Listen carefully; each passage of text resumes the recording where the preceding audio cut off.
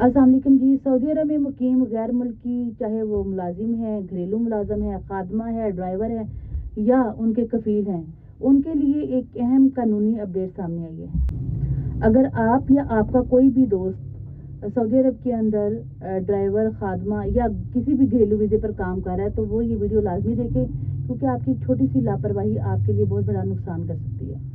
سعودی حکام کی جانب سے جو نیا وہاں پر قانون لاگو کیا گیا ہے، خاص طور پر ملازمین پر، جو گھریلو ملازمین ہیں، اس پہ یہ کہا جا رہا ہے کہ جو گھریلو ملازم ہے خروج و عہدہ یعنی ایگزٹ اور ری انٹری ویزا لے کر اپنے ملک واپس جاتا ہے، اس کے لیے مقررہ وقت پر سعودی عرب واپس آنا ضروری ہے.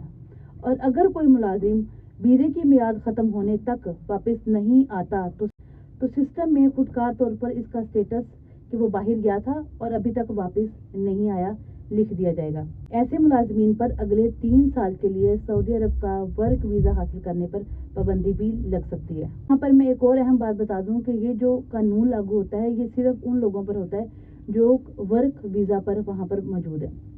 فیملی یا جو وہاں پر انڈیپینڈنٹ لوگ ہیں ان پر یہ قانون لاگو نہیں ہوتا.